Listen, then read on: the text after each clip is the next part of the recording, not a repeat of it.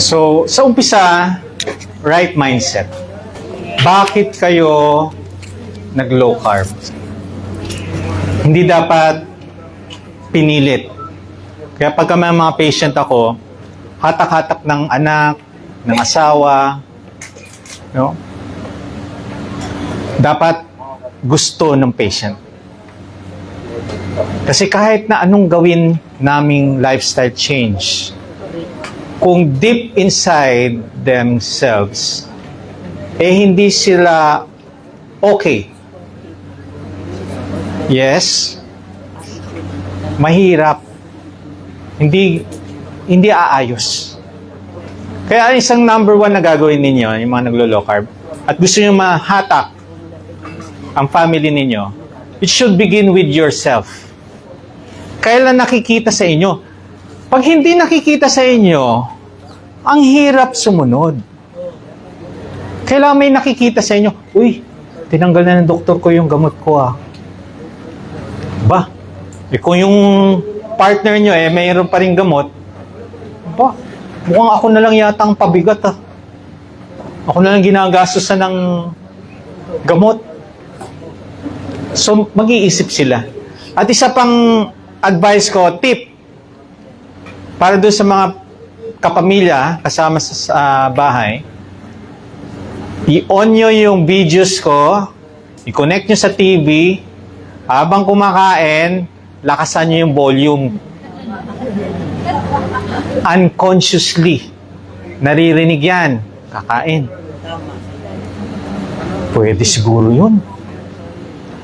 Marami akong mga pasyente, Dok, yung asawa ko, hindi na nagra-rise. So, yun yung isang way na pwede yun yung gawin. Magkaroon lang sila ng idea. Kasi, ang ginagawa ninyo, di ba, nagsishare lang kayo. Share. Hindi nila pinapanood yun. Ang mahalaga dyan, dapat nandun kayo, naririnig nila. Hindi sila magkukusa mag-o-open ng videos. Kasi mas gusto nilang magsabong, gusto nilang manood ng ibang papanoorin. Netflix. Okay? Or, lumabas. Any questions? Yes. Okay lang ito. May grupo ko sa ako na narinig. Bawal sa kanila yung karnibundok, bawal sa kanila yung yung manok na kumakain yung manok sa baboy, yung ganadok. Bakit sa dok? Pagkain pala nila dok, yung palang yung yes, pero lang. Pero bakit sa dok, okay yun ng mga pagkain? Okay. Ganito po yun. Mas okay organic. The problem with organic, supply and demand. O sige, huwag kayong kumain ng isang buwan. Isang buwan pa darating yung organic. Kaya kung ano ang available na food, na nutrient dense, it will suffice. No? Okay na siya. Ngayon, kung gusto nyong organic, kayo mag-alaga. Alaga kayo ng baboy, alaga kayo ng manok, pato, magtanim kayo. Kung gusto niyo, much better yon. Yes, tama po yung ginagawa nila. Yes, go. Organic, yung natural food nila. Kasi naalala ko, nung bata ako, binigyan kami ng 10 sisiw, palalakayin namin to Puro payat yung mga manok ko, yung kuya ko, ang tataba. Pero pagdating sa gulay, yung plat ko, mas maganda ang bunga. So, organic, much better. But the problem is supply. So, kung ano available, halimbawa, ang occupation nyo is fisherman. Hindi kayo pwede mag-baboy kasi walang baboy. Puro isda. So kung ano available sa community ninyo na nutrient dense, doon kayo magpo-focus. Tatanggalin nyo lang naman yung mga processed food, sugary food, sugary drink, and lower your carbohydrates. Bakit? Mas marami kayong carbohydrates compared sa protein and fats. Kaya ngayon, nagtataasan ngayon ang chronic disease. Yan ang cause niyan. Too much carbohydrates. Okay, question. Ano po ba ang magagawa ng low carb sa atherosclerosis? Meron po ba? Nagawa ng low carb sa atherosclerosis. Okay, yung atherosclerosis, ang thinking ninyo is barado na, no? Kasi pagka pinaliwanag sa inyo, oh, barado na to. Well, sa akin, no, stiffening of the blood vessel wall. Stiffening. When we age, yung iba, naggaganon talaga sa lifestyle. Pero meron ako mga patient na nag-i-improve. Ang mahalaga dito, meron man kayong atherosclerosis, if you're not going to change your lifestyle, matutuloy siya as bara. Pero, tingnan niyo si Sir James. 70 to 90% blockage. Nung binago niya, kumain siya ng nutrient-dense foods, hinut down niya ang sugar because mas takot pa ako sa mataas na sugar kaysa sa mataas na cholesterol. Tandaan niyo yan. Mas takot ako sa sugar na matataas kaysa nawala. Ayun. Kaysa mataas na cholesterol. Why? Because sugar is inflammatory. It damages your blood vessel wall. So pag may damage, isugat, nagwi-weaken, mas delikado siya. Kaya kahit normal ang BP nyo, if uncontrolled ang sugar ninyo, nai-stroke. May patient ako ganyan. 21 years diabetic, 7 years nag-insulin, normal BP, no maintenance for hypertension, na-stroke. Ang tanong sa akin, Doc, bakit ako na-stroke? Complication of uncontrolled sugar, stroke, heart attack, blindness, amputation, kidney disease, neuropathy. Ang daming komplikasyon ng uncontrolled sugar. And to those nandito ngayon, uncontrolled ang sugar ninyo, you need to start.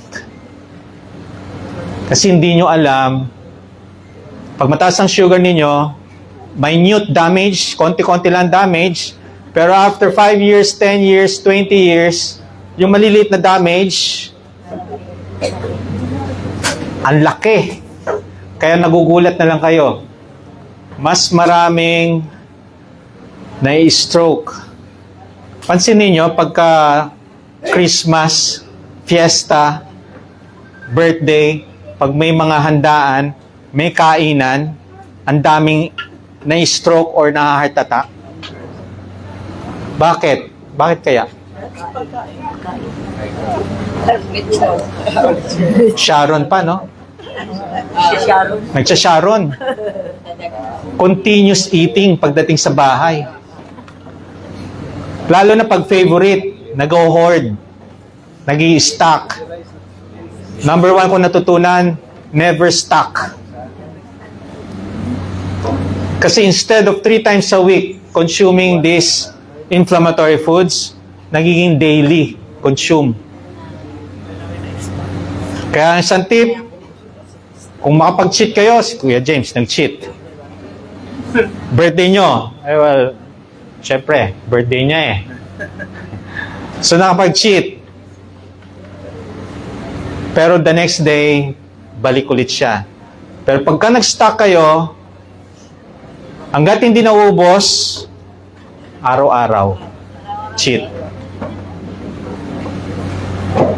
Okay, question pa. Yung mga, siyempre medyo marami tayo, no? Kung may question nyo ngayon, qualified na, hindi na kayo magiging na. Oh, dito.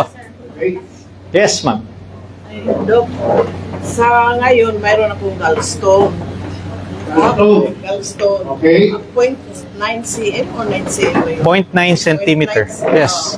Tapos, okay lang ba magpanay ang kain ko ng laba? Nasagot ko na yan eh. Diba? Nasagot ko na, diba? Okay, when you do the strict low carb, lumiliit. Marami akong patient from 0.8 naging 0.4.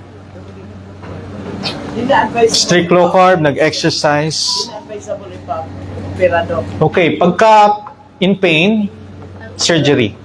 Pag no pain, no need. Nag-medication mo ko ngayon. One tablet, Okay. Yes. once a day.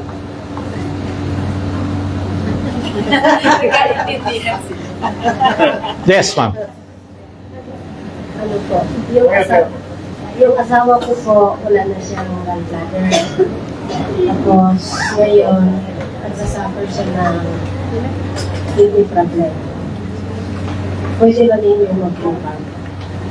Yes, but guided. Ang gusto lang Bagay. Dapat gusto rin. Yan. Dapat gusto. Kasi pagka pinilit natin, kahit na anong coach namin, kaya pagka napakonsulta sa akin, pag ayaw ng pasyente, tinatanggihan ko na. Sasayangin nyo na yung pera nyo. I-enroll nyo, tapos after 1 week, 2 weeks, hindi na kayo nagpapadala ng monitoring. Aba sa akin, okay lang yun. Pero sa umpisa pa lang, tatanggihan ko na kayo. Kasi you're just wasting your money, your time. At the end of the program, at the middle of the program, kayo rin yung bibitaw. Oh. So, kadalasan may orientation naman. So, i-orient. Ngayon kung ayaw, okay. Kung gusto, we will help you. Gusto nang good sa nagpa-doktor na ang good ko doon. Dahil gusto sa doktor, i-dialysis ko. So, wala po. At ito mo nang nagkakuha mo kung anong kuha na mo itong anik ko. So, mga pamaagi na paraan. So, ito na yung isang way. Let's try. Kasi po yung anak ko ang nagsabi sa amin na punta dito. Naglo-low carb yung anak nyo? Hindi kasi Hindi rin. naano lang din niya ba sa Facebook. Okay. Basta tandaan ninyo, when you do low carb, make sure to talk to your family, support the patient. Pag hindi nyo susuportahan, mahihirapan. Sa totoo lang, mahirap ang low carb. Mahirap siya. Kaya nga, ginagawa ko tong advocacy to have a forum or a health talk to give you education, to give you clear, yung maliwanagan kayo, ano to? We can start sa liberal, moderate, and strict, or we can do the strict. Kung hindi kaya, then we downgrade. Well, depende yan sa tao. Kasi yung iba, kaya eh. Yes. Tanong lang ito. Ano na ako na, low carb na ako na 1 month. Tapos, parang hindi sa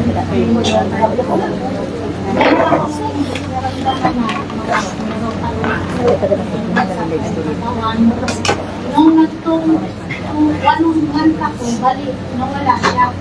Tapos, tinutino ko. Pero ngayon, naramdaman ko siya, na tinulog sa alam ko.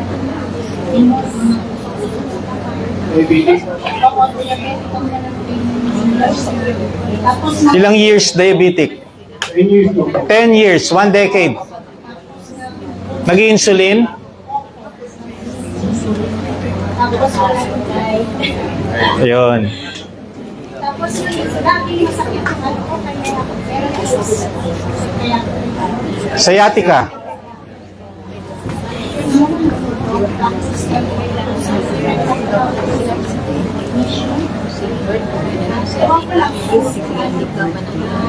address ko yun. Yan ang Anong ginawa? Kung kumaaslit daw ba? Kasi 2 months pa na, di ba? Okay, yung neuropathy is a complication of diabetes. One of the complication, neuropathy. So, pagka nakakaramdam kayo ng tusok-tusok, meron na kayong komplikasyon ng diabetes. Pag nanlalabo na mata ninyo, dalawa ng komplikasyon yun ng diabetes. Pag mataas ang CREA-BUN nyo, may protein ang ihi, 3 na. Because 60% of diabetes nagkakaroon ng CKD. 60%. So, kung kaya natin makontrol ang sugar, start now. Wag na nating hintayin na dumami ang komplikasyon nyo or wag nyo nang hintayin na ma-stroke kayo bago kayo mag-change ng lifestyle. Wag. So, regarding sa neuropathy, pwedeng mabawasan if you're going to do the right low carb. Pwedeng hindi. Kasi damage yan eh. Damage. Pero meron tayong autophagy, healing. Kaya hindi yan 1 buwan, 2 buwan, 3 buwan, eh okay na. Pwedeng malesen, pwedeng hindi. It will take years. Hindi siya open after 10 years, di ba? 10 years diabetes. I-expect pa natin, 1 month, mapagalingin na tayo yung local, di ba? Hindi. Ang gagawin lang natin is to stop ang sugar na mataas para ma-stop ang damage. Pag hinayaan nyo mataas ang sugar ninyo, konti-konting damage continues every day. Yes. Ano po yung insulin resistant? Kasi yung ako may diba, sabi ng doktor ko, Okay. sabi niya, Dok, sabi niya, yung low carb ko, hindi niya alam. Alam niya dito diet. Siya baka daw ma-yung kidney ko. Doon pa ako nag-negative. Actually, sa carnivore yung natatakot sila dahil sa protein. Ang keto, more of fats. High fat, moderate protein, low carb. So, well, sa mga ganong sinasabi natatakot because wala siyang knowledge sa keto or sa low carb.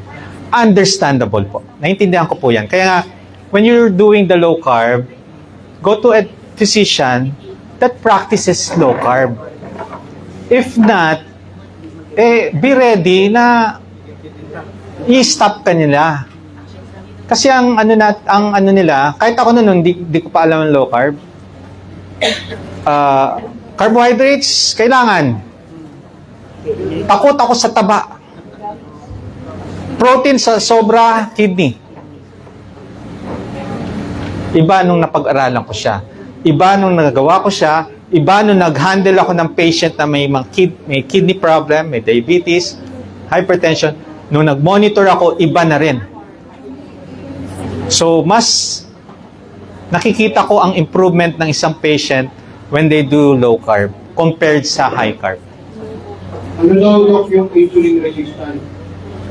Well, insulin resistant, no? Nabugbog na ang pancreas nyo. Pancreas is the organ that produces the insulin naturally. Yung mga nag-i-inject ng insulin, hindi siya natural insulin. So, the more na nagdadagdag ka ng insulin sa katawan mo, the more damage ang mga blood vessels mo. Kaya mas maganda talaga is to control your sugar, lower the insulin hanggang sa tanggalin natin ang insulin. Masama ako po. Alis na. Tinanggal na? Ng doktor mo? Congratulations. Because bihira sa doktor magtatanggal. Yeah! Natutuwa ako ngayon. Dumadami ang doktor. Uy, naririnig ko nagtatanggal na ng gamot. Diba? Bukang bibig? Yes! Lifetime. Lifetime. Imagine mo, lifetime. Sana pension, no? Okay? Oh, question, sir.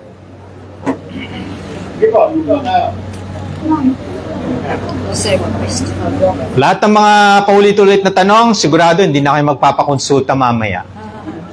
Sagot na eh. Di ba? Yes po. Dok, may tanong ako. May sagot ako dyan. Pag, alam mo, pagka nababanggit yun, nasasagot ako, may sagot ako dyan. Dok, kasi 7 months na ako nag-local. Almost up to 8. Tapos, kasi may pag-deliver ko. Tapos, sa pressure, sugar level ko, parang nasa Nasaan na ang sugar level? nasa boundary rin ako. Ngayon, so far, okay na lahat. Wala nang fatty liver? Nawala ang pati dito. Wow! Ngayon lang, Dok, kasi may history ako na HEPA. Ngayon, I found out, check ako sa doktor na record ko. Tapos ang laboratory, nakita nila mataas yung ano ng HEPA. Dahil ba ko sa pagka-local ako? Hindi po. Ang hepatitis, malamang B yan, is pwedeng, nung panahon kasi ninyo, nung pinanganak kayo, hindi alam siguro na may HEPA ang mother. So, nung pagsilang nyo, hindi kayo nabigyan ng vaccine ng HEPA B. Pwede po yun. Two-way lang matatransfer ang HEPA B. Through sexual contact and through sa panganganak, and isa pa sa injection. Kung mahilig kayo mag-donate ng dugo, pwedeng na-use yung mga needle, pwedeng nasugat, kaya kadalasan occupational hazard ng mga medtech, pwedeng mahawa ng mga sakit na through fluids sa dugo. Yes. Pagka natusok, nagamit nila, yung natusok nilang may HEPA B, natusok yung daliri nila, pwede sila magkaroon ng HEPA B. Yung iba naman, sa pagkananganak, hindi alam na yung mga anak, may HEPA B, magkakaroon ng baby ng HEPA B. Yes. Tanong ni mga Tinora. Ano po, yan, my recent laboratory results show na boundary na po ako ng sugar. Tapos, meron pa pala akong sa cholesterol malaki at saka sa uric. Pero sabi ko, hindi pa ho. Kaya nga ako nandito kasi ang anak ko nag-low carb ngayon, nagkapapandrang na. Wow. Marami ng medals pa. Wow, oo. Ang yaman ng anak nyo. Tayo po. Kayo po ay nag-ano. Ikaw ang nagmamarathon? Fun run. 5K. 10K. 5K. Last year, meron pa ako 6 na sinalihan. Ngayon, meron pang 3. Wow. Ang mahal kaya ng registration. Tingnan ka, may kalaban ka na. Oo nga. Ay, naku, thank Ako daw kailangan ako mag-ano kay Mag-fun run? 85 lang ako. Wow! Ay, ikaw ang mag-ingat. Pag sinula nag-low carb, may kalaban ka na. Pero ano na po ako sa low carb. Normal ang sugar. Normal. Pero Then, nahihilo po ako. naglo-low carb na ho ba? Hindi pa. Ako nag-attend na. Okay. So, hindi naglo-low carb, pero nahihilo. Yun nga yung yung susunod ko tanong, kailan yung mens? Last mens. Last mens. Okay lang ba sa ating yung sa cholesterol ko sa loob ng 6 months na ako mag-carb? Okay. Okay, Dok. Morning. Georgie Dalton po from Cotabato. May question po ako regarding my brother. Because my brother is a cancer patient and then due for chemo siya maybe in 2 weeks or 3 weeks time. Pero First chemo? yes po. Tapos may ano na siya, nag-start na po siya ng low carb. Classmate ko pala, classmate, office. Nag-low carb follower.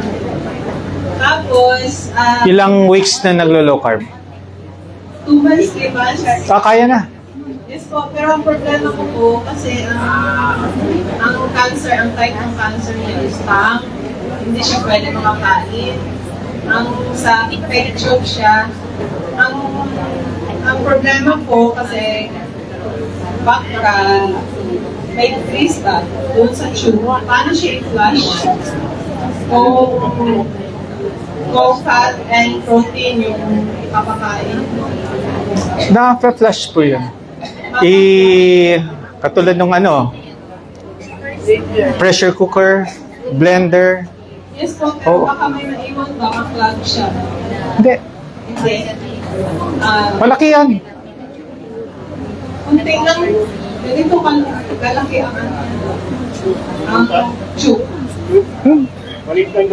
Oh, blender. Malilit yung pagka na blender, naman. I-pressure cooker, Pero maiwan ba sa gilid ng tube? taba. I-ano mo na lang, huwag yung taba ng baboy. Mag-olive oil ka, MCT oil or BCO. Okay. Instead, Healthy fats yun. thank you. Mas ma-prefer na natin yung kaysa yung iisip ko yung taba yung taba ng baboy. So yun yung i-blender mo. Much better na lang kung natatakot ka magbara, yung healthy fats like monounsaturated fats like olive oil, avocado oil, or pwede kang MCT oil or BCO. Pwede yun.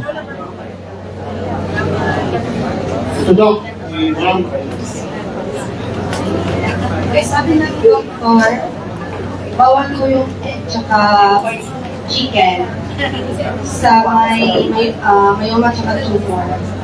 Pero low carb na siya since 3 years. So, ano ko dapat kainin?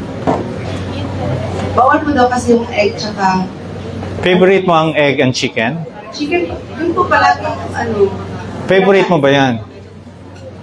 minsan po pakain ng karne, may gulay din. Okay, ganito yon. Kung sa tingin ninyo, makakasama sa iyo. Kung ano yung gusto ninyo, yun yung kainin ninyo. Hindi ko ipagpipilitan. Di ba, sinabihan ko kayo, mag-egg kayo, mag-chicken kayo.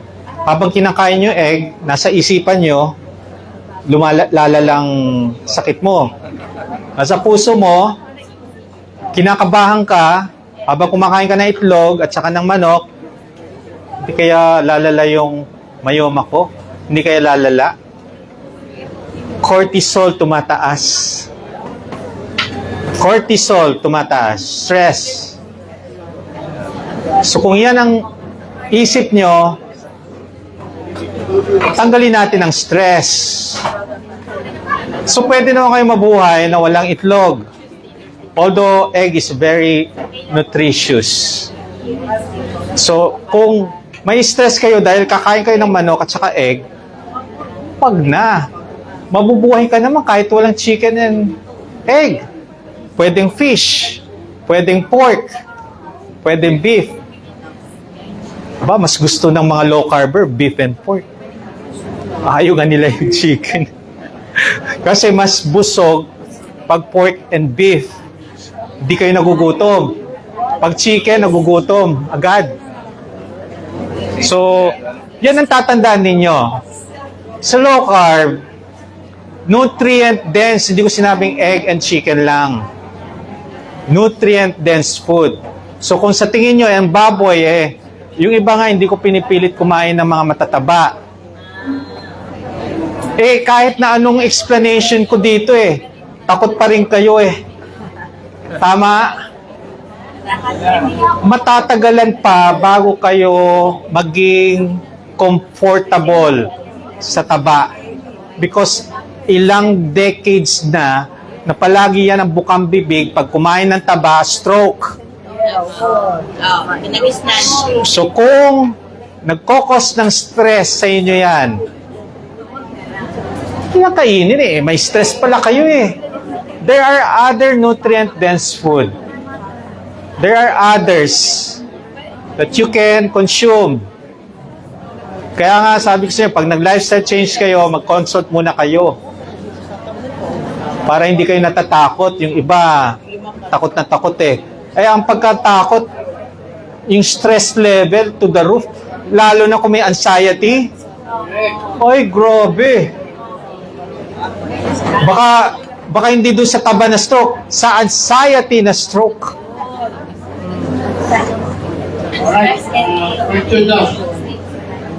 Morning po. Bali last February 2025, nag-low carb po ako. May interpretation sa low carb po is totally cutting off the carbo and the sweets. So yun po yung ginawa ko. And then even the alcohol, wala na po talaga. Now, after that, few months, may mga tumubo sa pa ako kasi ayaw na diabetic ko. Tapos may tumubo na to the extent na parang na blisters and then talagang lumala siya. Tapos I had my 5 operation for this scraping pa ako.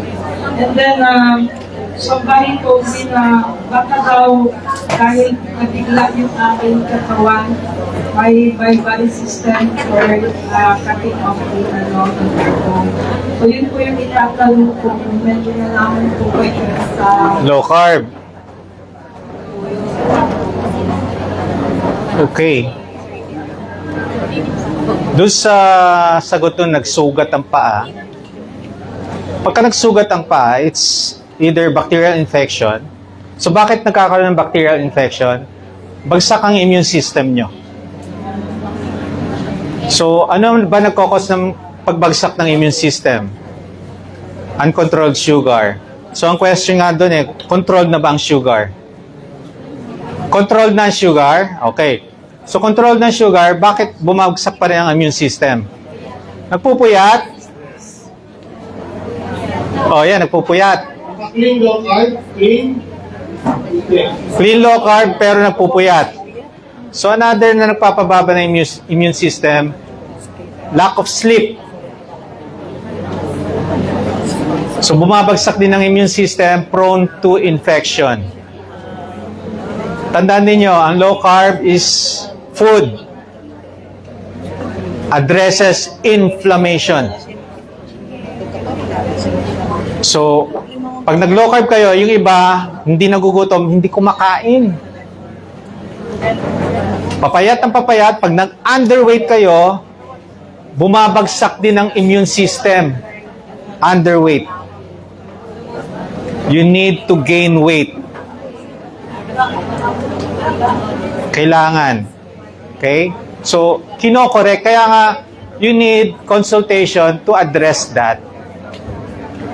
Hindi dahil nung nag-low carb kayo, hindi pa guided, do it yourself, nung nagkaroon ng problem, sinisi ang low carb.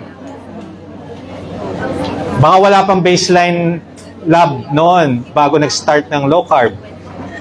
So, wag niyong sisisihin because low carb, meron pa rin carbohydrates. Yung vegetable, low lang. Pero kung nag-carnivore kayo, yan, yung walang carbohydrates. Pero, alam niyo ba ang carnivore, mas effective siya sa mga chronic disease.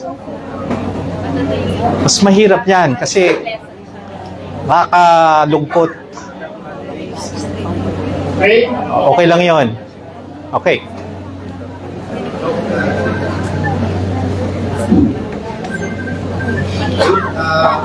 From 97 kilos. Wow, 97 kilos. Now 62. Galing! Wala yung ano ko doon, sa Mr. PT, Rhea lang yung piniligan namin. Ngayon doon, kahapon, tapos yung taas yung cholesterol doon, yun lang yung ano ko doon. Okay. Problem is cholesterol, LDL, HDL mataas. Medyo nandito man yung ano ko. Gaano kataas? 300, 400, 500? 7.84 cholesterol. So ang normal nasa 5. Okay sa akin yung 7. 0.63, HDL 3.21. Okay. HDL 4.20. Okay po sa akin yan.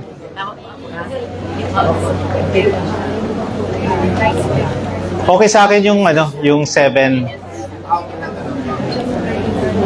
Do resistance, cardio. Okay yan. Takot ba kayo sa cholesterol? Yes or no? Takot? Yes, sir. Okay, takot. Pero nag-low carb, very good. Okay, ang gagawin nyo, kung takot kayo sa cholesterol na mataas na yan, mag-olive oil kayo.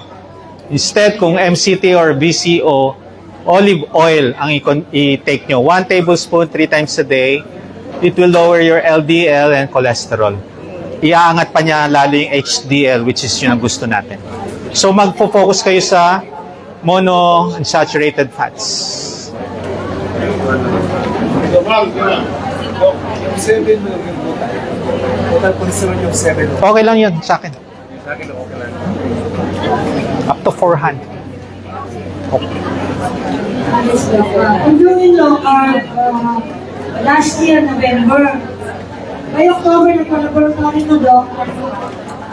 HB1AC ko is 8.2. Kahapon, the other day, palaba ko, Doc, 5.3. Wow! Pero ano ko, Doc, hypertension pa, pero controlled na. So, ang question ko, Doc, is, actually, Doc, kasi last year, na-diagnose ko by sa laboratory na 8.2 na HB1AC, Doc, is, yun nga, mataas. Nagyan ako ng Jardans. Oo. Pero hindi ako nag-take, Doc, pero yung hypertension, nag-take ako siguro since mga 5 years ago na. So, nung na-diet ko, ang question ko, Doc, paano ko tatanggalin ang meds for hypertension? Yes. Okay. Ang hypertension, you need to monitor it first. Kailangan daily monitoring, 1 month to 3 months. Ipakita nyo yan sa doktor, papakita ninyo yung monitoring. We need data. Kailangan may monitoring ng BP. Doon pa lang magde-decide, kung sa akin, doon ako magde-decide na magbawas, depende sa monitoring. Kung 1 day lang, 5 days lang, hindi pa ako mag-a-adjust. Kailangan merong monitoring for a month or 3 months. Ano ang control sa inyo? Kasi ibang control sa hindi doktor. Kayo, doktor, sasabi. Controlled na siya. Ano ang control sa inyo? Hindi kasi ako 2 meds for heart, yung Cabidelol. Ano ang control? Normal na siya. Ano nga yung normal? 120 over yung Anong pinakamataas? pinakamataas. Yes. Meron may time. So, hindi pa controlled. So, everyday ang monitoring. Daily, upon waking up and before going to sleep, mag-journal kayo. Ilista niyo yan. Tapos after 3 months, ipa-review nyo. Doon nyo malalaman kung nakokontrol. Tapos, then magde-decide ang doktor ninyo. Kung ayaw tanggalin, punta kayo sa akin. Okay.